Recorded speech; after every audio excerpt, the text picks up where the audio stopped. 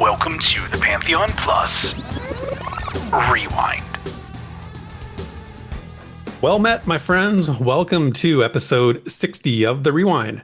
If this show were a dating app, the following boxes would have been checked in your podcast profile. A, I'm interested in Pantheon Rise of the Fallen, the upcoming MMORPG by Visionary Realms. B, I enjoy long walks on the beach, talking about what people in the Pantheon community are up to. And C, I've got an hour or so each week to listen to two guys who are slightly obsessed with MMOs.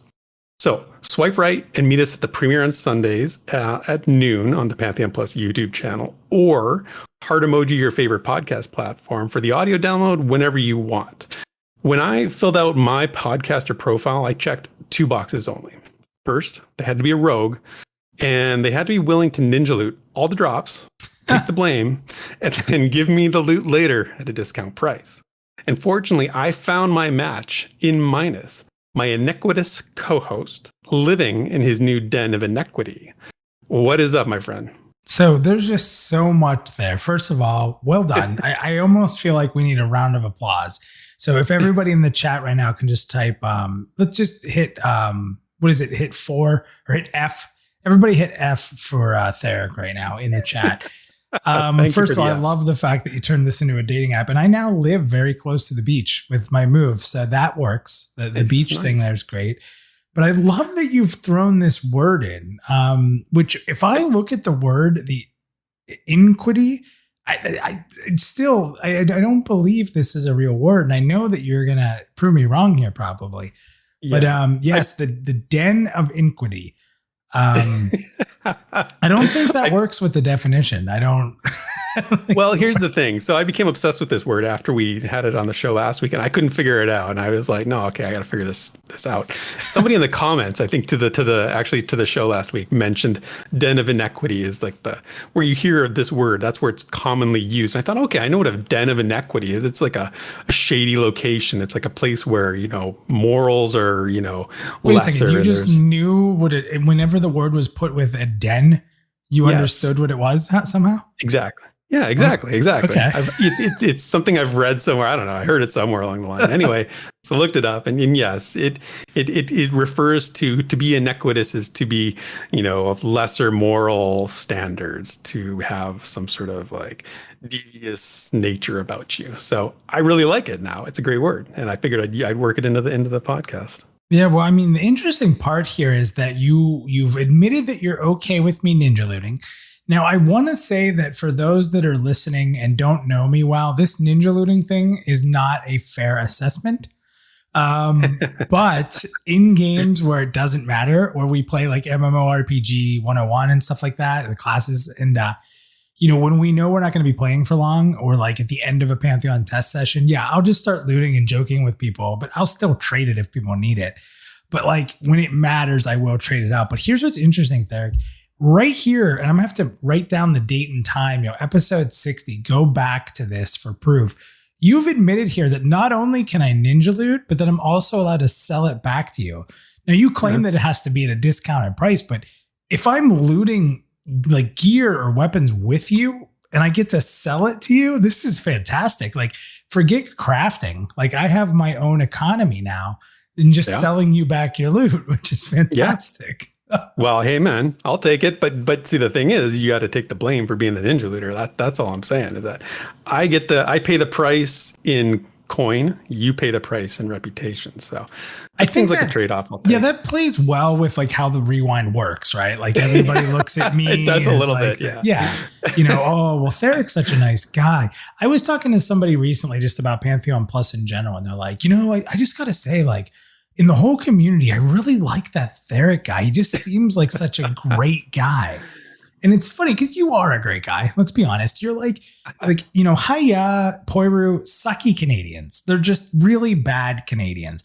You are the Canadian that I expect to meet. You have a good attitude. You're positive. You like hockey. You're the Canadian that we all aspire to meet. Haya and Poiru, they're just, I don't know what's wrong with those two. I don't know if it's something in the water in Ottawa or Quebec. Like, is Winnipeg the real place where people, real Canadians are in Winnipeg? I don't know. What's the deal with must that? Be. I don't know. Must be, man. I don't know. I can't explain it. I have no explanation other than I do my best. And once people get in game with me, maybe when Pantheon comes around and we're all playing together, they'll realize maybe I'm not the nicest guy in the world because of something that I do. I don't know, but I think you'll hold the nicest guy in the world routine, okay? But people will not want to follow you anywhere because they're just going to get lost all the time. Like, we know that's a thing. That's true. Like, they're going to have to get used to that. Like, Theric's like, don't worry, guys, I know where to go. 5 hours later, full scrolls across your screen. But here's what I was thinking. Let's think about this from a hockey sense. Now, I met you and Winnipeg was already back, I think, right? So like the Jets have been back since I met you. But then I'm thinking about it. So we have Poiru in Quebec, right? Now look at me getting all French, Quebec. And they don't have a team anymore. So maybe and then Ottawa sucks. Like, Ottawa is always a sucky hockey team. Let's be honest. Even when they had good players, they still sucked. So maybe the problem is that both of them belong to an area that just doesn't have good hockey. And it may be like, remember how when Captain Planet got pollution on him, he got real weak? Maybe their Canadianism, Canadianism is lowered because their hockey team is either non-existent or awful. Maybe that's what it is. And you're thriving right now, fully, Captain Planet fully cleaned off, full power level, because the Winnipeg Jets are fun to watch. And, I hear their crowds are one of the best. So maybe that's it. I think you might be onto something. I think you've cracked the code. I don't know, but I'll put that theory to the test one year when the Jets suck and we do our podcast and I'm all cranky and angry and being a jerk all the time. So maybe that'll happen. Both of our teams are out. We're still in good spirits. So that's true. All right. Well, I know we have some people to thank, Theric. So why don't we get to that? We do, yeah. We don't want to skip out on that. So our adventuring party this week are all folks who donated during the premiere last week. And as always, we have Brian Reck on the Gnome Summoner. We have Dustin Harms on the Archai Druid. Shuriken is a Dwarf Cleric this week, so a little change there. And then Dan Johnson. We decided that we can do any class and race combination we like, so he went with the Dwarf Ranger. And so good one there. Jason is the Scar Beard Lord again, and Jason always donates with interesting methods. He always finds his donations in strange places during the chat. I know sometimes it's from a dwarf's beard or from an ogre armpit, that kind of thing. But anyway, thank you anyway. And the great Vendini, our friend great Vendini, on the Elf Druid, and we'll talk about more in a second. And then Sparrow on the Dwarf Ranger as well, and Bounty Code on the Human Wizard. So everyone, as always, thank you very much for supporting the show. You guys and girls know how much it is appreciated by us. And our adventuring party delved deep into the dungeon this last week and unearthed a legate pledge to give away on the show this week. Yeah, why do you got to name pledges so difficult? Legate. It's not the iniquitous pledge, I'll tell you that much, but it is the legate pledge. Can we kind of petition the next pledge that's opened up? What is it? Iniquitous? Iniquitous, yeah. I'll talk to JN about that. I'll see what he thinks. I'll say, hey, that would be a good pledge. The unfair and morally wrong pledge. Yeah, that's what it could be called. Anyway, so Vendini, our elf druid friend, decided to loot that pledge and has generously offered to donate it to the show for this week. So thank you, Vendini, so much, my Canadian friend. This pledge is valued at $100 and it includes beta access. So if you want to join the Pantheon community for beta testing when that time comes, this is your chance. So all you got to do is be here for the premiere on YouTube and in the chat. And we're going to be doing a giveaway. It's super easy. Just type in @Theric in the chat, THEREK, with the YouTube play button emoji. And then I add your name to the draw. And during the mailbox segment of this week's show, I'm going to draw that name and I'll announce the winner. So good luck to everyone. We love doing these giveaways, Minus. I know we have fun. You've been there for some of them, and we always have just a great time with them, man. Yeah. And I will be here for this week's because I should have everything done moving after tomorrow. I have to clean my old house. That's going to be a pain. like getting myself motivated to go to the other house and basically throw out everything that's left, anything from furniture that I'm not bringing to like kitchenware and then like cleaning and wiping stuff down, like really not looking forward to that. But with the exception of that, I should be available. So I should be here Sunday and be here with you all right now. Let's break the fourth wall. I'm with you now. So I'm very excited for that. But I do really, Theric, one of the really cool things about this show is we obviously try to give back, and we've given out a lot of pledges, and we did some really high alpha pledges last week, or not last week, but a few weeks ago. And it's really cool that not only are we able to give pledges out from all the support you guys give us, but then that we have community members who are willing to bring more people in this way. And I love it. Like we joined up with like supporting Pantheon because of the term community matters. It is unbelievable to me how much this community is amazing. And not only being able to welcome people into this show for free, hit the like button, hit subscribe, follow us on YouTube, follow us on Twitter, follow us on, Twitch.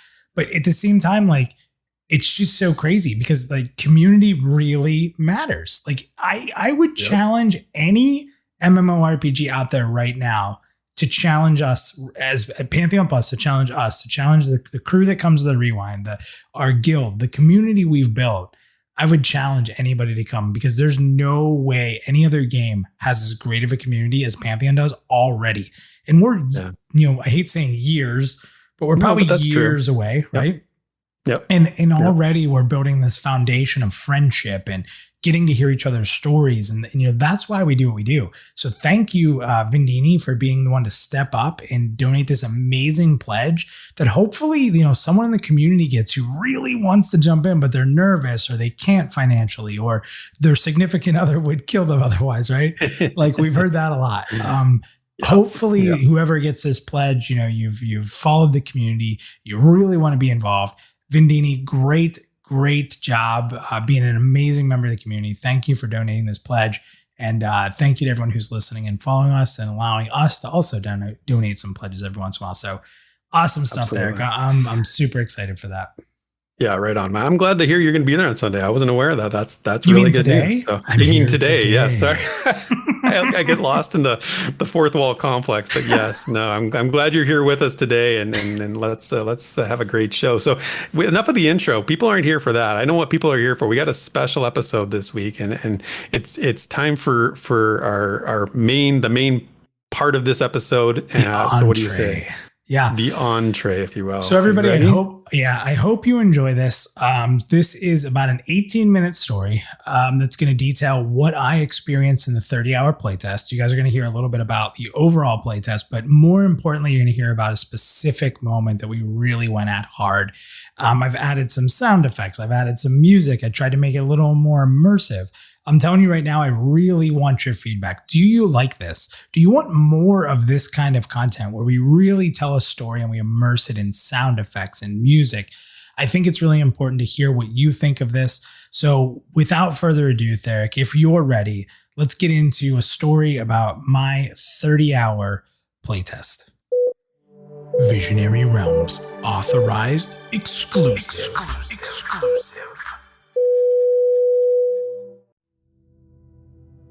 On May 15th and 16th, VIP testers were treated to a 30-hour consistent testing experience, and much of the community has been asking for some details about what happened, and these details have been scarce to non-existent for anyone outside of the testing group.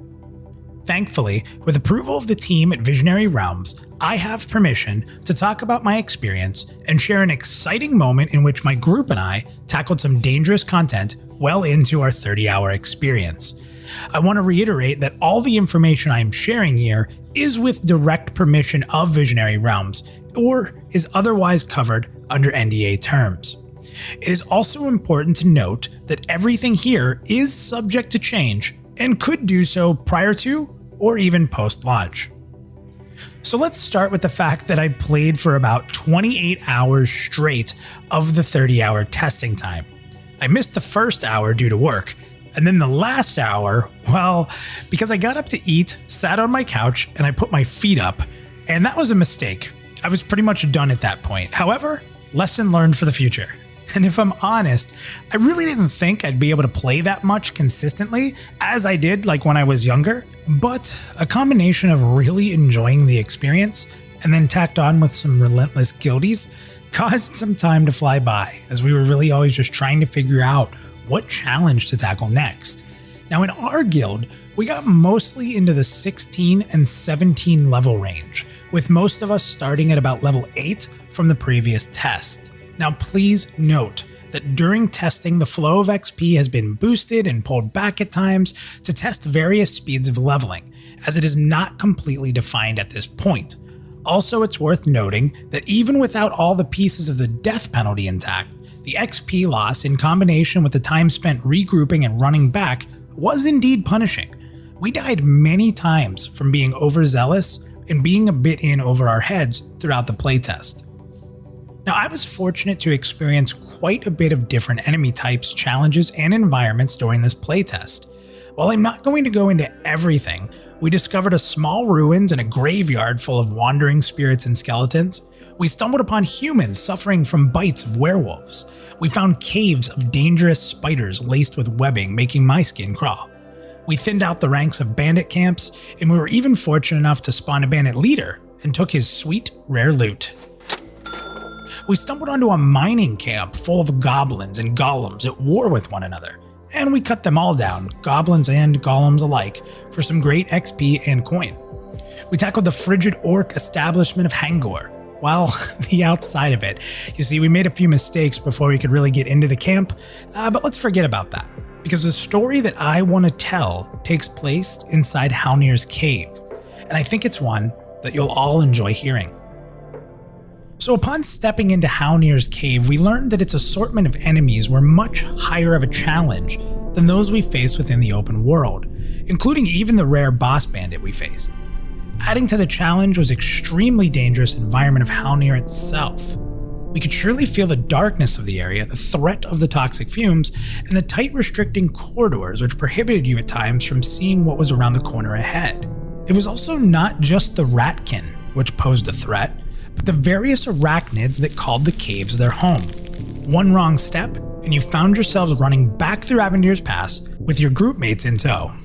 As we entered the cave, attempting to make a serious dive into its depths, and by the way, we had already failed miserably at a lower level earlier in our playtest, but our party consisted of a Dire Lord tank, 2 shaman healers, a wizard, and me, your lovable halfling rogue. Now this worked for a bit, even being down 1 person, but early on, we were fortunate enough to pick up a second wizard within the zone chat and round our group out. This was a big win for our progress, and a nice little note to the social designs of Pantheon. We started by breaching into the entrance area and wiping out the ratkin. We found out very quickly that our wizards were able to deal with the arachnids, so we would pull all of those first with a direct wizard damage just to ensure that they were spot healed if the spiders did make their way to them.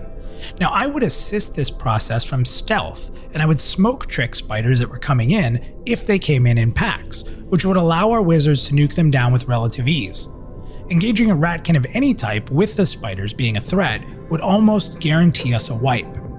While the arachnids did not have a lot of health, they were usually in groups of 2 to 4 and could put out some pretty nasty damage if not dealt with quickly. This became a very important strategy for us. Identify the spider poles, have the wizards nuke, and then have myself waiting to see what came with it to try to control it. Smoke Trick, my favorite of the rogue abilities, was a godsend here. After successfully breaking through the opening room and working our way down a narrow hallway, fighting through a combination of spiders and ratkin, we would then come to a path leading down a small spiral staircase. This was a room we really had struggled with before earlier in the test session because it was filled with packs of spiders and also roaming spiders. Now this room is the one we found ourselves wiping on many times, and it actually made us leave earlier in the day. However, with our strategy in hand, a few extra levels, our wizards took care of them slowly as I stood out in front scouting patrols of spiders and directing them when to pull, while controlling any overpulls with Smoke Trick. At times I would hold 2 to 3 spiders as they were nuking down the ones that were getting close. Once the spiders were clear, we wrapped around the corner at the bottom of the staircase and we were met by a few ratkin, disposed of them one at a time. It's worth noting too that staying stealthed and out of danger was difficult for a rogue, as the walls and ceilings were laced with toxic crystals protruding out and causing a lot of issues. Being too close even for a second would pull me out of stealth and begin to reduce my HP, and what's worse, the damage would also spread to nearby allies, sometimes causing a rather wild damage spike to the group. And note that without being in stealth, I was unable to scout or control if a pull went wrong, so positioning was of utmost importance for every member of the group, not just myself. Now, working through the ratkin in the area, we came to a new area, cleared out some ratkin, but then made a very, very important discovery. Now, I'm not going to spoil the exact details of where, but I'll say that after some adventuring, we found a very friendly vendor. Well, very might be an overstatement, we'll say mostly friendly, as he decided to wipe out the Dire Lord who got next to him. But regardless, we were very happy to find this vendor because he had what we needed to acclimate to the toxic environment. Now, luckily as a rogue, I had been looting like a fiend early in the day and selling at every chance I got. Now, this allowed us not only to be able to afford all of our spells throughout the playtest, but also granted us enough to get most of our party full sets of glyphs from this dashing vendor, enhancing our adventure deeper into Houniers. And what a change that made. At this point, we became fully acclimated to the toxic crystals protruding from the walls. And now, I could freely roam in stealth without the fear of it being broken. I, of course, still needed to watch my step around corners and stay out of close contact with enemies in front of us, but with my scouting now at full potential, it became much safer to make pulls and move as a group. With our newly empowered group, we conquered a few named ratkin, one named Zephyr the Foul, who I won't spoil his exact location, but he was often found surrounded by guards, and you really needed to pull carefully or you could be overrun, which we experienced quite a few times. He was a nasty one, who at one point when we engaged him with our group half down, he actually smoke tricked our healer, wiped out our tank, and then went and finished off the healer. He was no joke, but would eventually fall to our extreme skill. Okay, maybe a little bit of luck. The other was hidden in a small storage room. Now, upon discovering this area, the rare mob was not present. However, in our combined experiences camping and understanding what a boss room looks like across many MMORPGs, something about this room felt too unique to simply house a few normal ratkin. With suspicion of there being a placeholder at the end of the room, we would constantly clear the room and check back, until we discovered Hissar, the Wretch, and we took him down to get some more sweet loot. However, while thinning the ratkin population and taking down their named leaders was an incredible time, perhaps our most challenging and rewarding story came from the staircase upward. Just past the large room connecting, we discovered our best journey. Upon walking down the hallway, we were jumped by a spider named a Crawler at level 19, just down the bottom of the staircase. It had just become redcon to some of us and posed quite a threat. Even with 2 healers, we found that purging the poison and the damage it was doing to our tank would often drain them pretty low in what would be a pretty lengthy battle. After a small bit of downtime, I would venture up into the room, and at the top of the stone steps, I saw multiple spiders patrolling around the room. When the group was ready, I instructed them to pull another Crawler, but then we discovered that that Crawler had 2 additional friends with it named Creepers. Now, the Creepers were not as challenging, but they still did very strong damage, very much so like the other arachnids which we discovered throughout the rest of the dungeon. So if I was able to stay in stealth, I could control the heavy hitters and we could take them down similar to how we did throughout the rest of the dungeon as we said. Needless to say, after some dangerous pulls, we cleared the room of 3 different packs and emptied it out. The room was dark, full of webs, and had a large stone platform in the back middle of the room. It looked like this could perhaps be another room that could spawn a rare mob. However, from the previous test, I sort of remembered this room, although something felt different. I walked up behind the stone mass and saw a path up the wall. Now, in previous tests, you could not climb this wall, but it seemed like it held a secret. You see, the issue in previous tests was that there were multiple crystals sticking out from the wall on the climb up. And with their placement, it made it impossible to climb up without being knocked down from the damage of the toxins. However, this time, we were acclimated to the danger of these toxic crystals. So convincing the team to climb to the above area was pretty easy, as everyone was excited to see what could possibly be above. After a long climb, needing to stop on a ledge halfway up, we made it to the very top on a very dark small ledge. Once everyone was up, we walked across this skinny ledge, and in stealth, I was actually jumped by a crawler and friend's pack. Almost meeting our doom, the healers kept me up. In a very tight area, we were able to take them down, but using the last bits of our mana our healers had. While we sat and rested, we noticed that there was something bright up around the corner to the right. As we moved closer, another crawler, this time alone, was patrolling in and out of the room, which again from the distance, it looked like it was bathed in light. We would take down the patrol and we would start to move forward to the mouth of an incredible room full of the same toxic crystals we saw down below, but the room was filled from wall to wall and all through the ceiling of these crystals. There wasn't a spot that wasn't covered. The light reflecting off the crystals made the room so bright that it appeared to wash out the colors of our characters slightly. It was such a change from the dark caves that had us squinting, as if it was almost blinding. Inside the cave, there were more crawlers which we needed to clear, and as stated before, we had some substantial downtime after being jumped coming up the wall. To add to that, the crawlers, all of which were just within range of being red or at least orange, took a lot of our resources to take them down. As we killed through the glowing cave, we started to fear repops from behind us, and we were in no position to move any faster or defend ourselves from an attack coming from behind.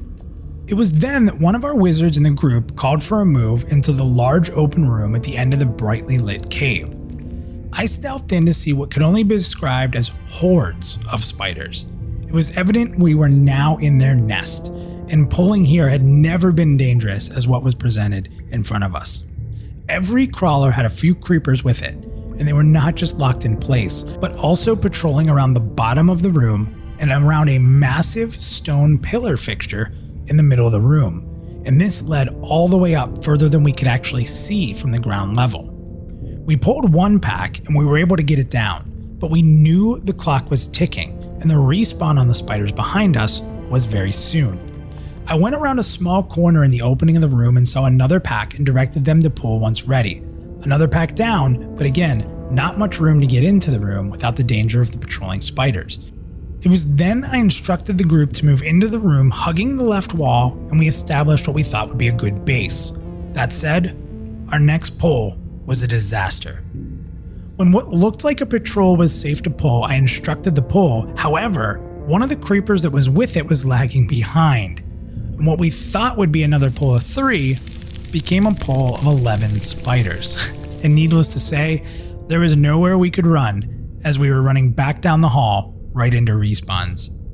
We wiped horribly, but we were not yet quite ready to give up.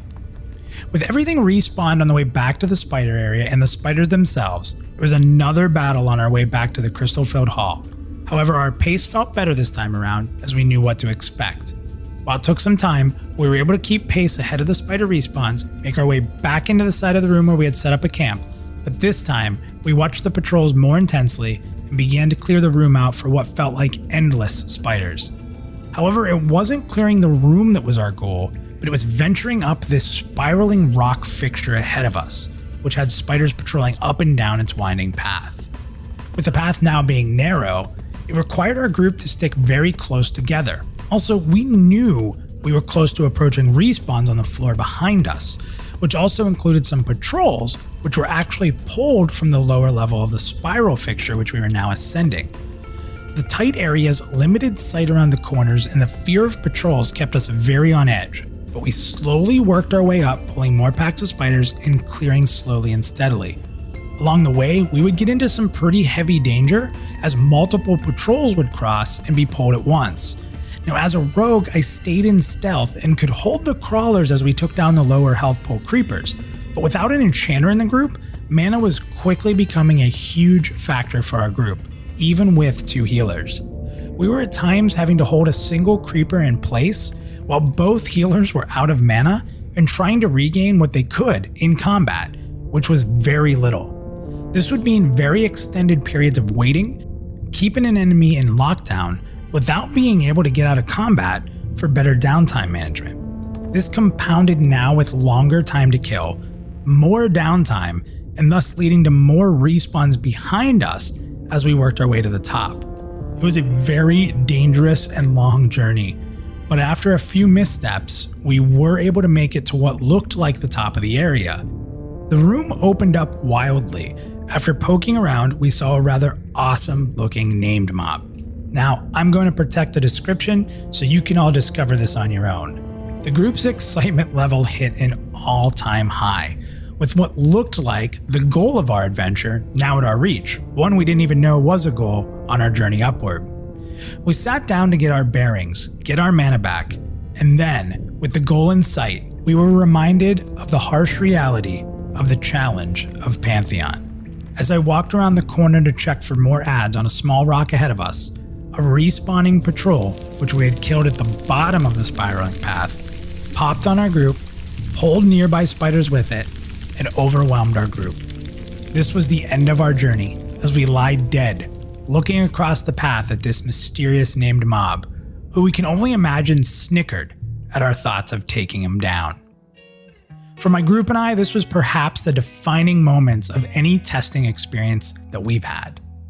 While we were a bit in over our heads challenging these spiders that outleveled us by just a few levels, we used our experience and teamwork to defy the odds and almost achieve our goal of battling a long distance through copious amounts of spiders, meeting this named enemy from a distance within Haunir.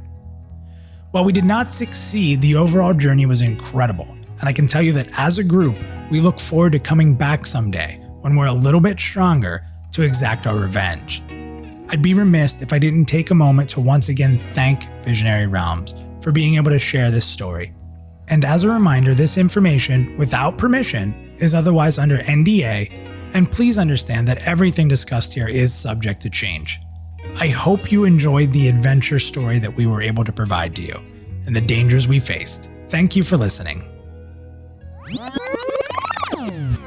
All right, Theric, so there it was. So, Incredible. You had a chance to listen to this in advance. You had a chance to kind of give me some feedback. So now you're listening to it again.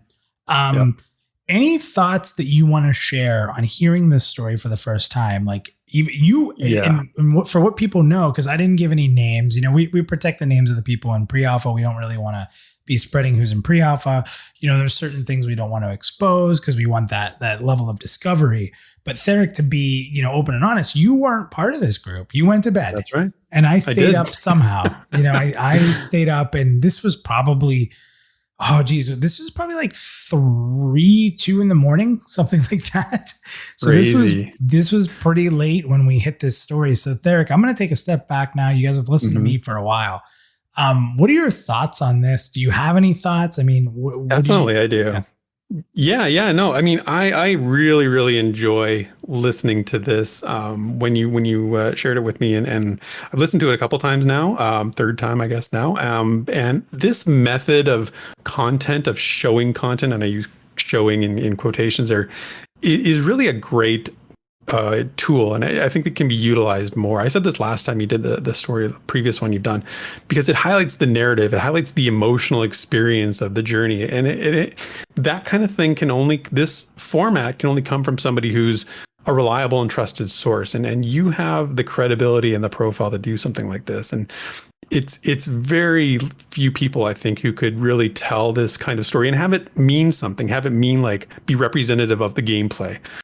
So listening to this, even though, it's no secret, I'm in the pre-alpha as well, but so I've grouped with you, I've played with you, we've done that kind of stuff. This is amazing though.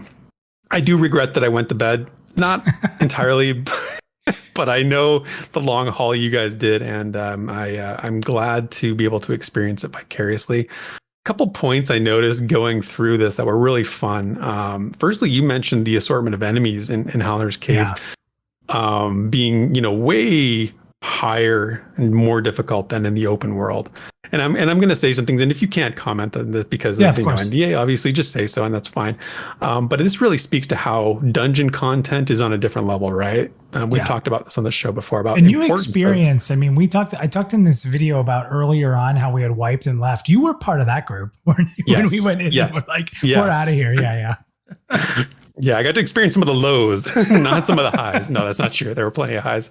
But I like, in the strategy of how you talked about killing the weaker spiders with using the mages, using the wizards to do that because they had that low health, high power, right? Like you were sort of strategizing based on learning the makeup of the mob, which isn't, entirely a novel thing. I mean, that's something we've done in other games, but it's one of those intricacies that I really like. So that was one thing. There was the stuff about acclimation that you talked about was really, really good. I think it highlights something that's very important because when you got acclimated fully from the vendor, it not only did it allow you to climb to a new area, which you talked about a little later in the story, but in the beginning, before that, it talked about how it freed you up. You were able to now use your scouting and your stealth, right? Yeah. And I kind of wonder, like, what if you had gotten to the vendor and only been able to partially acclimate? Like, it's kind of an interesting thing if you think about. Do you think you would have been able to progress as you did without the acclimation that you achieved? I don't, because we, for a little bit, and this is, I feel like it's okay for me to talk about, for a little bit, we had a group member who was not fully acclimated. Because we didn't have enough money to get everybody right away. So as we continued on and got some more drops, like armor drops and stuff, we went back and sold them and we got everybody fully equipped.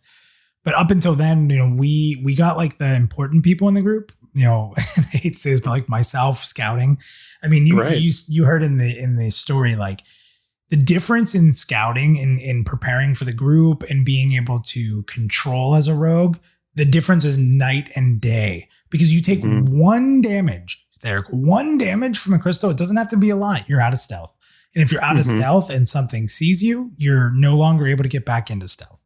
It was really tricky to be able to navigate ahead, but not only navigate ahead, but then wonder, like, are there crystals around this corner? Are there crystals on the ceiling? It was crazy. And getting acclimated, it was an interesting thing because we don't know if this is going to stand in, the release of the game, that this is where you're going to be able to just buy these glyphs. I would have guessed no. But the interesting thing is that, like, I got to feel what it would be like to go into the dungeon early with you when we were wiping and it was hard. I got to feel going in at the appropriate level and fighting and really struggling through. And then I got to feel like the power, like being powerful, knowing it, being acclimated. And it was 3 very distinctly different feeling of like gameplay. And I would imagine that typically you're not going to get it this quick, but keep in mind that, and I said in this video that we started at level like 8 or 9, I think it was, because this was a continuation of the last test. So it wasn't, I mean, you think 30 hours, we essentially got, 7 or 8 levels. I mean, that's pretty good. And then you think about this, like going through these different experiences in this dungeon that is a lower level dungeon at the time, but man, was it a challenge. It was that acclimation piece. Like, I don't think people are going to understand how great acclimation is until it's really, you go into a dungeon without it, you go into a dungeon with a little bit, and then you go into a dungeon fully acclimated. It's like 3 different gameplay sessions. It's insane. Yeah. Not crazy, right? I mean, and it was knocking you out of stealth. It was preventing you from doing what you had to do in the group, what your primary role was. So think about, like, we don't know everything about how it affects other classes. If it interrupts casters, maybe, if you're not acclimated, does it interrupt your casting? Does it, do all these other things? And these are all question marks that we have. So you think about it from that perspective, and it's like how important that's going to be. And like you said, the feeling of gaining power. Pretty awesome there. Yeah. It's almost what do people like to say? Horizontal progression, right? Right. And it felt good. You felt different. The experience was different. Your experience was upgraded, but you weren't necessarily gaining a ton of levels. You weren't necessarily gaining a bunch of gear. It felt right is the best way I can say that. That's a great way of putting it. Yeah, it felt right. I love that you gave the names of the ratkin that you came across, the named ones. So I have to shout it out because they were in the story. So Zathir the Foul, and Hissar the Wretch, which are pretty cool if you were to meet up with those ones. The thing about this, and it connects to what we've been talking about a lot recently, is the enemy AI. You said in the video he smoke tricked your healer, and then moved from doing that to going to the tank, and then went back and killed the healer. Like, it was, so I was laying there so dead. good. We had a bad pull, which I had talked about. And so it was getting rough. I had died. We just had too many enemies. And the rest of the group, almost everybody died except for the healer and the tank, but it was down to just the boss and those two. And we're like, okay, we can probably get through this, right? Like, it's going to take a while, but the healer will keep the tank. The healer gets smoke tricked, and I'm just sitting there dead, like, oh, right? Especially because you guys all know how much I love the spell smoke trick. So it was and then I just watched the tanks just dying, dead. Yeah. The healer's still smoke tricked. He walks over, just whoops him. And I'm just like, so good. That's so brutal. Yeah. Yeah, he used your favorite tool against you. So obviously Zathir the Foul was a rogue. Now my question is, and I don't know if you can disclose or if you can say, but Hissar the Wretch, you didn't really talk about the abilities that he used or they used. Like, what do you think you could speculate on what class that NPC was? Not really sure. He wasn't the challenge level of Zathir in any way, shape, or form. Zathir had this feeling of being like a commander of some sort. And then the Wretch kind of had this feeling of being locked away somewhere deep in the dungeon. And, he was kind of a rare spawn, respawn, and you kill a placeholder type of thing that a lot of EQ fans would be a fan of. So he wasn't as challenging. But Zathir was he was a pain. Let me just put it that way. Nice. And I think I said it. He could be. I witnessed. I think I could talk about this. I've witnessed him in multiple locations. So this is one of those enemies that, how Joppa and everyone's talked about, like maybe they don't just always spawn in the same spot. So interesting to stumble upon him in a couple different areas and be like, like, so interesting, very interesting. Yep. Talking about managing, camp holding and that kind of stuff. Yeah. Interesting. And you mentioned it just now, the next point I want to make, I laughed when I heard the story and you talked about you got to a room that you just knew was empty, but you knew that was the home of some sort of named mob. I think it happened twice. Yeah. And it's such a video game thing, right? Like, you recognize environmental design and you see the patterns and you know what it means. Like, it's like that thing we always say, right? Check behind the waterfall, right? Like, this is one of those moments where you just knew there was something there. You had to find it, right? Yeah, for sure. Yeah, cool point. Just the whole thing really emphasized for me how difficult content, even punishing content, is rewarding, right? That we have this theme. We always hear like, it's going to suck when this happens, and I don't want to, be punished. I don't want it to be a pain in the butt. It's like, there's just, you have to keep in mind, right? Like, all these things you were dealing with, you had respawns, you had unseen corners, patrols. Like, this is what made this interesting. It wasn't the mindless run through a dungeon that we do. We tend to do these days. You described it, I think, perfectly in the video. You said the harsh reality of the world of Pantheon. That's the content we're here for, right? Like, that's the content we're here for. Yeah, it was very validating. And it was, every little piece was challenging. Don't get me wrong. There were times that, we went through there and we wrecked our way through and we were moving quickly. But you can see as soon as we got to a stumble or something that was a difficult fight, it had a higher time to kill. Our healers were sapped and we did not have an enchanter. You guys heard the group we had there. And I'll tell you, if we had clarity or we had a mana buff, we could have probably achieved our goal. But we couldn't keep up with time to kill and then respawns and then patrols. It was intense, man. It was really like edge of your seat intense. Right. And it's funny. It's like you're reading my notes because my next point was basically about not having an enchanter in your party. You didn't have one. I mean, I wasn't there, so I couldn't help out. And it makes me wonder if, we've talked about this before. Your class role is very important. Could this have been done without a stealth scout? Like, could this have been done without you doing your role? You think? It makes me wonder. I'm going to be completely honest with you. It couldn't have been done even with an enchanter. If an enchanter replaced me, I don't believe it would have worked. Interesting. Which is interesting because the enchanter is a CC'er, a buffer, that support class, right? A rogue is I almost want to just call it a scout. Like you hit the nail on the head saying the word scout. This class is a scout class. And again, I am on record 1,000 times. Please keep it this way. Like don't sacrifice our scout abilities for DPS. Please. There's so many rogues out there. They're like, mine, shut up. We need DPS. I'm telling you, if you're someone who enjoys this style of play, if you're someone who's played a tank and you want to have that leadership role, but do it in a different way, the rogue is a masterful class of design. We play MMORPG classes 101 every Tuesday night, and I am not lying. I am not being a white knight. I am not just, lying through my teeth here that the rogue in Pantheon right now, even not fully complete, is the best rogue I have ever played, because it's not rogues, in my opinion. If you look at lore and you look at D&D, it's not about doing a ton of damage.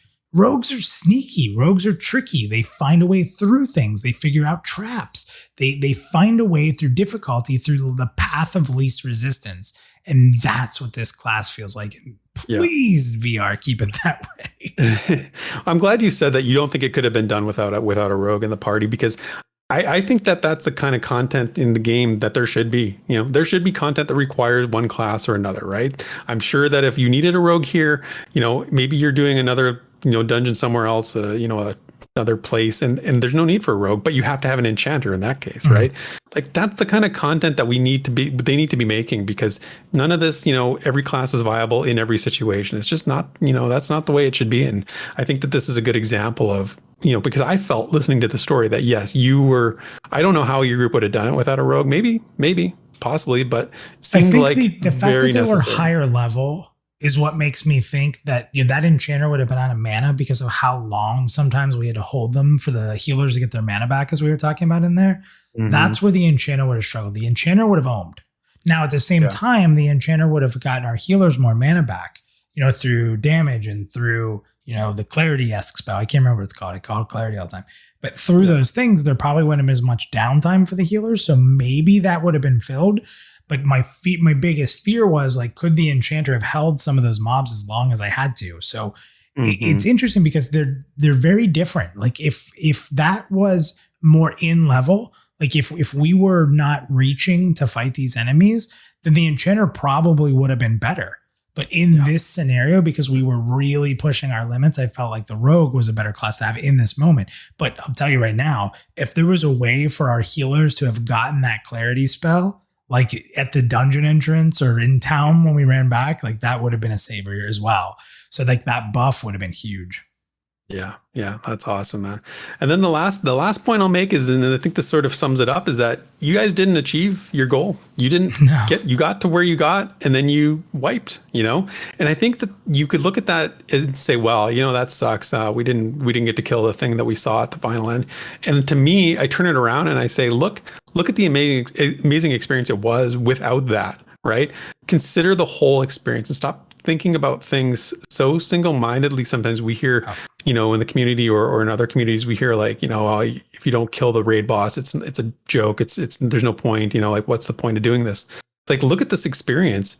And it's new. Yeah, it's novel. I get that. Like it's this is something that nobody else is or very few people have experienced. But even taking that into account, I think that there is so much going on here that the fact that you didn't kill that final boss or the whatever it was you found is okay, right? And I don't know. I'm curious how you feel about it. I think I know how you feel, but am I correct in that? I can't wait to go back. Like I can't wait to get our revenge, right? I don't know when that's going to be. I don't know, how long in the future that's going to be, but I just can't wait till that day comes where we can conquer that, because the journey is important and the journey was fun. Right. It's a difference of if you died and it wasn't fun, you didn't get anything out of it, it's just a failed night. That happens in MMORPGs. This was not a failed night. This was pushing and achieving and discovering. And we came up short, but you know what?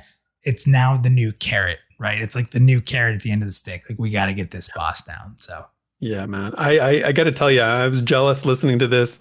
I hopefully, like you say, hopefully maybe soon again we can get another opportunity to go in. And I'd love to do something like this as well and tell a story, because I think that with the way you did it with your audio editing and your sound effects, just such an engaging experience. And I was talking to you throughout the week about just it inspired me, and I want to do stuff like this myself. So I really thank you for doing this, putting the effort in and putting this together for me and for the audience as well. So anything else you want to say about it before we wrap this up? No, just, we always ask for comments. We always ask for feedback. VR was super gracious to give us the opportunity to put this out to you. So please comment, like, share it. Show VR that when they open up the door for a content creator, whether it's myself, Basgrim, Theric, Drac, Nathan, if any of us get to open that door, show that it's worth it. We only get these opportunities because of you as a community. So thumbs up, comments, keep the discussion going. Get it started up on Reddit. Get a new discussion there in the Discords. Show VR these things are what you want. Granted, I know we want to see video. We want to see all that stuff. Trust me, I do too. But just any of these exclusive things, it's because of you as a community. So please continue to voice your opinion. What did you like? What didn't you like? What do you want to see more of? Shout it out so that we get more opportunities, because you are the enablers for us to be able to share this unique type of content. So thank you all for hopefully everything you guys do and all the comments we can respond to. Please keep it coming. So that's all I got there. When the Pantheon community speaks, we listen. So let's dig into the forums and fan projects to see what the discussion's all about. Okay, so hard to follow that up, but we do have a discussion this week for you from a couple places, actually. We get to discuss the one of the things MMO players love, probably the second favorite topic, maybe after classes, and that's loot. Everybody loves to talk about loot, and that's what we're going to talk about for this week. We go on murderous rampages through caves and MMOs for loot. We do ungodly camping hours for loot. It's basically the reason we play MMOs, one of the main reasons. And there was a lot of questions in Pantheon about how Pantheon's going to handle loot. We can talk different avenues of what we're talking about. But this week, community member CryptFox, who we've actually come to know a little bit lately, posted a question on the forums pertaining to loot tables. So that is to say, how many items should drop from a mob, a raid boss, that kind of thing? How rare should items drop, and so on and so forth. Here's how CryptFox framed his question. He said, I'm wondering what their plan for looting is. So having 24 people in a raid and getting 1 to 3 drops in other games has always been a pet peeve of mine. There needs to be enough loot to need to repeat the content, but also have a proper proportion, keeping effort and reward in mind. Nobody likes being a part of a 20, 30 person raid and having 1 or 2 drops. And I'll just note that somebody later on in one of the comments actually goes against that, says I do like that. Anyway, CryptFox, here's his suggestion. The formula he had in mind when suggesting this was, what if 20% divided by the raid size would be a fair amount? So, for example, if it's a 24-person raid, 5 drops. But that means each participant would have roughly a 2.5% chance at loot drops, which could fluctuate up and down based on if it's for a class or not. Somebody mentions that too. Anyway, This just generated a lot of discussion. And it was actually picked up by VR on their official Twitter, and it was posted there. So kudos to CryptFox for a good question. So what do people think about loot tables in Pantheon? What do they think it should look like? And here's some thoughts. First one was from the forums. This was from Faded Emperor. And they said, I agree that not being proportionally rewarded based on group size and the difficulty of the challenge is an issue. It's one of the reasons I stopped raiding in WoW during its current expansion. The reward for my time, effort, and frustration just wasn't there. Overall drop rates will have to be evaluated as they impact how good a game feels to play. However, the only way to evaluate drop rates is to allow testers to feel them out when the time comes. So it's a really good point. In something that we've talked about in terms of being involved in testing. It's something that we have definitely felt, I think when we've had our opportunities. Yeah, it's interesting. It's I'm excited to kind of talk about this, but I'm going to let you go through a little more comments first. Okay. The next one's from our friend Vandrad. He said the rewards should be commensurate with the level of effort needed to defeat the content. And that means if a given class is not present, then items in that loot table for the class shouldn't drop. They should be replaced with items for the class that are in attendance. So Vandrad did 2 things there. He used the word commensurate, which I don't even, whatever. But then he wants a QOL there. That's a little QOL, we'll call that. I know. Quality of life. I'm kind of surprised by that, especially in a game where the loot is sellable. Yes. In World of Warcraft, I would agree with that. Like, if there's no warrior, don't drop warrior gear when you have these huge group sizes. But in Pantheon, if a warrior piece drops and you don't have a warrior, you can still go sell that. There's, it's funny because I always joke that I'm so broke all the time. Like, loot is going to be the way that maybe Minus can have money, right? Like, there's no warrior there. Let's get those dice rolling. Let's get those loaded dice out, right? That's right. So it's kind of interesting because I'll get into more detail, but it's just an interesting point by Vandrad. I wanted to call that out. Yeah, and it just goes against the grain a little bit for Vandrad, right? He tends to be a little bit of a traditionalist sometimes, so yeah, but actually the next person in the same thread disagreed with his point, and this is from Praycent. They said, "I'll disagree with this on the principle of the fact that I like to use alts. So I'm sure everyone has at least one alt, and if we're in a raid and no one's playing a paladin, but the boss drops a really, really good paladin hammer, the people who do have paladin alts should be allowed to potentially get an item for them, right? So it's sort of the same thing you're saying, not selling it, but using it for their alts." Yeah, we always did the need and then greed or alts, like alt spec, and then sell. Mm-hmm. So that would be that would fall in perfect. Yeah. Right. And the next person is actually the one I referenced earlier, talking about enjoying the rarity. This is from Bob Winter on the forums. Said they're a member of the community at the P99 server, and they often raid with more than 100 people, and they kill bosses that drop 2 or 3 loots within a 7 days respawn time, and they enjoy it that way. They said, it's not an exhaustive. They're not going to give an exhaustive number of reasons as to why, but here's a couple hints. If an item's rare, it has prestige. And if everyone has the same rare item after 2 months, it's not rare. It's just whatever, right? And then the second reason I thought, this is the point that I really like that they made, is that the MMO is about community, right? Or your guild or your alliance. It's not about your solo individuality. So if something drops and a guild gets it, you should be happy. That should make you just as happy as you getting the item as well. So that's a great point. Like, I love that last line. We use that in a term. We kind of used that when we talked about limited action sets back in the day. Like, everyone's like, whenever it was you only have 8 abilities or whatever. Well, no, you have a group of 6, so everybody has 8 abilities, and together you formulate what you're going to take. And now you have, tons of abilities, right? Like, you have 48 abilities now between between all of you. So I love that point.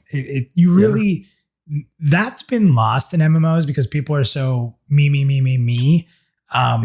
That excitement of the guild as a whole growing through these upgrades is a big deal. It means positive future growth for everybody. That's a great point. Great point. Yeah. So it's like the guild gets it. It's just like you getting it as well. So I like that too. The next one's from Thumper, and they kind of go outside the scope of what Pantheon is sort of going for. They said, what if there was a mix of like personal loot and raid loot? And we've seen this in some other games. So they said raid loot would be accessible only by the raid leader or the designated looter. And then personal loot would be a singular set of items for each player which could only be attained when they clicked loot. This preserves the limited raid loot to a few pieces, which maintains the rarity while providing more general loot for all that took part and looted the corpse. So again, sort of going more down the way things have evolved towards personal loot. Not something that I necessarily want, but there's definitely people in the community that are thinking along those lines, and it's a valid point. So wanted to include other perspectives as well. Now we get into Twitter responses, and these are some of the good ones. Now Drac, of course, our friend Drac, had a good sort of callback to a previous show we did where we talked about this. He said, I heard a great idea on Pantheon Plus show a while back where there were rare items would have super rare alternatives that had different looks or colors or that kind of thing. He says this allows for regular rare items to be more available for others, but also give the ultimate rare hunters something to strive for. So Mathis, I'm sure you remember this idea, Theric. I am telling you right now is the single most important idea. And I think it came from a community member. I don't believe it came from us. I think we just expanded on it. I'm telling you right now, VR, this is a groundbreaking idea that will change MMORPGs. Rare items that are hard to get and then a version of them that is so rare that it's so significant, and all it has to be is some added cool effects, just that prestige to an all new level. We talked about it before, Theric. I think it was like if you get the Dagger of Minus, which is super hard to get, but then just by the luck of God, you get the Dagger of Minus, and all of a sudden it's bleeding.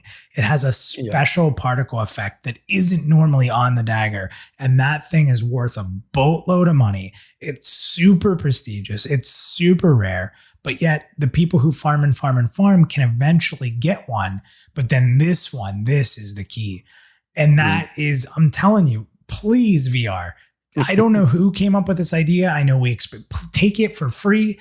This is groundbreaking in MMORPGs. I'm telling you right now, this is a big deal. Drac, thanks for bringing it back up. I love this topic.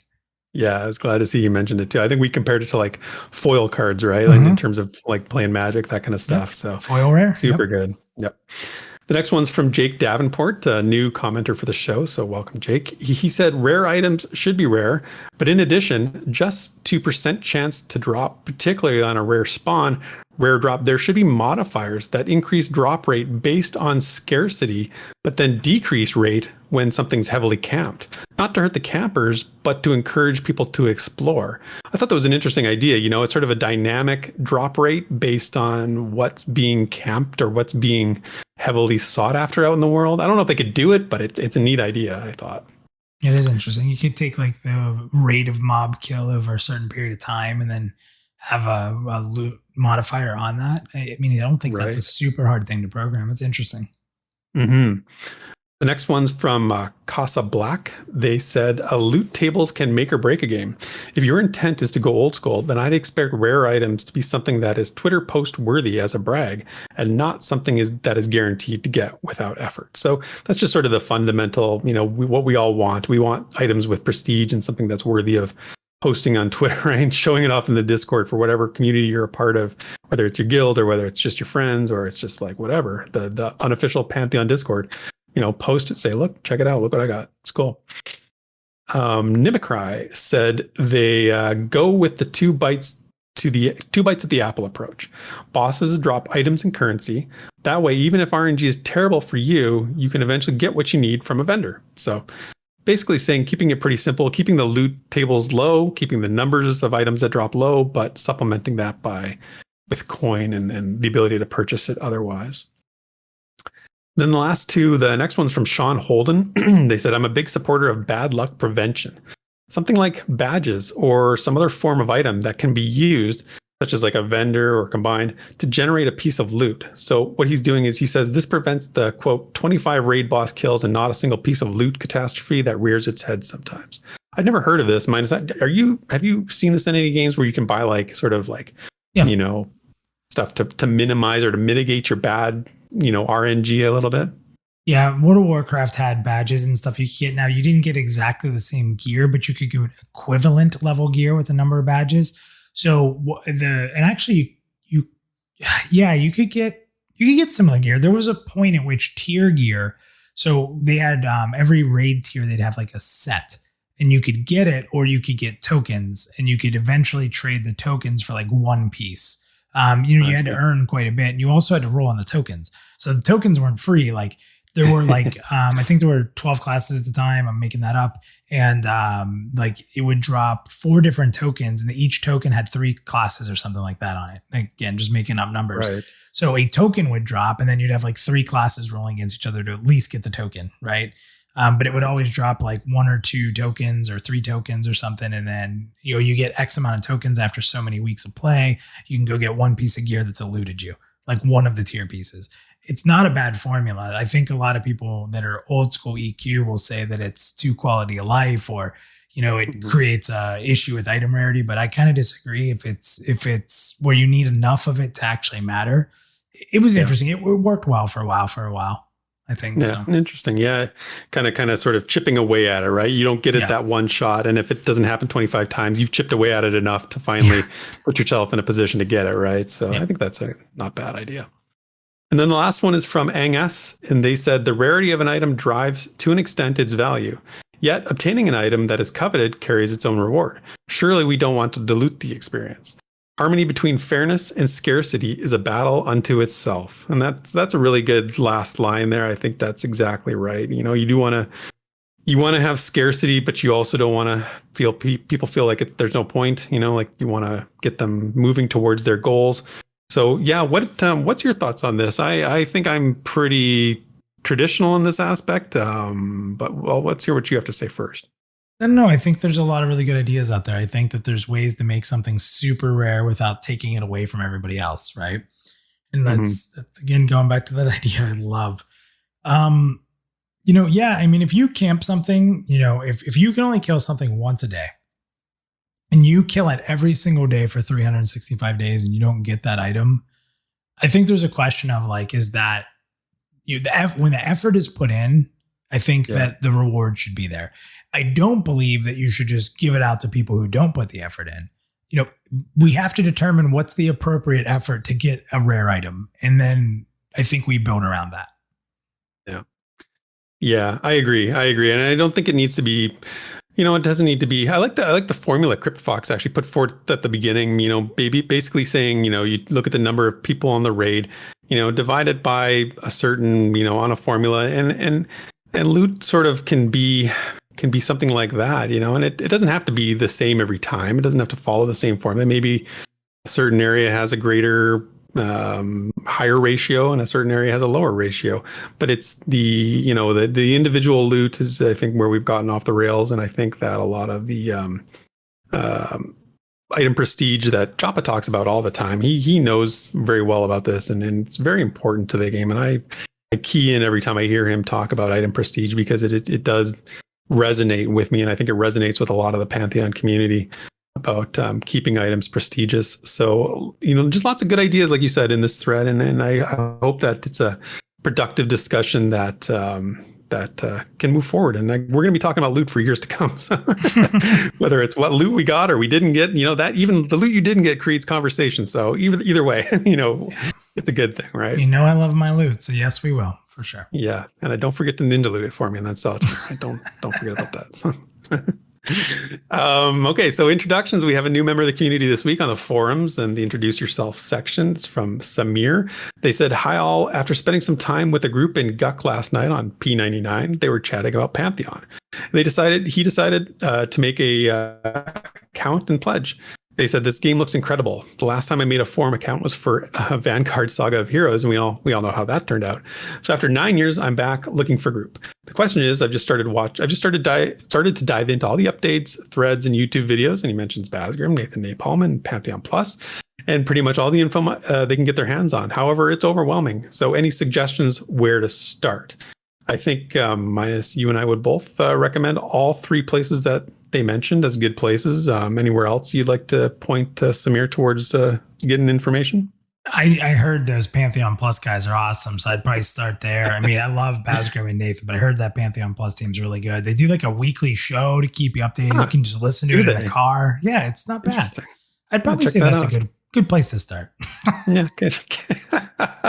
Yeah, no, definitely. Join the unofficial Discord. You know, check out the forums. You know, just obviously they're on the forums already, so keep hanging out over there. You know, eventually you'll get well immersed into the community. So welcome. Fan projects this week. Lots of good art this week, actually. The first one came from Caparo. I'm sure I'm pronouncing that right. But anyway, they posted a artwork piece of a halfling on the forums under the fan projects fan creations, I think is the name of the forum. Anyway, it's really, really good. Very professional looking, very well done, detailed, and really enjoyed seeing it. And then our friend Crowsinger as well decided to share some of her art. She's been doing a lot of art lately with regard to her stories that she's writing, by the way. Her new one is called In the Sway of Storms, and there's 2 parts to it. It's on the fan fiction subforum. But she also posted all the artwork, not all of it, but quite a big chunk of the artwork she's done to accompany her stories. And it's just amazing to see how it's sort of evolved. And you know, we talk to her quite often, you and I, Minus, and she's, you know, really working on the artwork, and it's quite impressive to see. So I really enjoyed that. But keep it up. You guys are doing great work. And we'll leave it at that. We'll move on that's it for this week's community discussions. Here's the mail, it never fails. It makes me want to wag my tail. When it gets here, I just yell, mail! We're getting sued. All right, so we're already going pretty long on the show today, but we have to do the mailbox because we had some good questions. So we're going to answer a couple questions today, but also what's important is we're giving away a pledge during the mailbox. We can't skip it. So we have to do this. So everybody buckle in, get ready to win your pledge. Hopefully all of you out there have a good shot at it. Good luck to whoever wins. But let's get into 2 questions on the mailbox and we'll wrap this show up. The first one's from Dispersion. And we all know that feeling of being a lower level, they say. Dealing with a higher level mob that roams a lower level zone, Sergeant Sleet. How do you feel about mobs or even raid bosses that are designed not to be capable of defeat at the current max level? How about entire zones designed for a higher level cap, but put into the game early? I love this, Derek. What comes to mind is what, Sleeper? Remember Sleeper wasn't really able to be killed at the beginning there? That's right. It's cool, right? Like, because it becomes a story that lives through expansions. What happens in current MMORPGs is that there's a story you play through, and then when you're done with that expansion, you never go back to that story again. But if pieces of the story evolve into the expansions, like now maybe we can kill. I'd love to see a boss that through 2 expansions you can't kill. You get a little closer in the first expansion, but the next one, that's where we gain that power level or that way to beat them. I think it creates a long-lasting goal or something you can do that you get excited to try. And again, it keeps you in the world. When an expansion shuts off parts of the world, it's rough. That's rough to me. Keeping the world alive through things like this is incredible, in my opinion. What do you think? We're sharing a brain on this one. I'm a big proponent of things being seemingly impossible, in a game, because it gets you thinking outside the box, and more importantly, it keeps the mystery in the game. And you said, keeping people involved and immersed, and then the mystery is part of that. And I did say seemingly impossible, not straight up impossible, because that's the key. As long as people think that there's a chance that it can be done, that's the thing, right? You want to keep that in that big carrot on the stick in front of you. And people always say, well, numbers, this, that, and the other, anything can be killed with enough brute force. If that's the case, that's just lazy game design. You want something that needs to be done intelligently.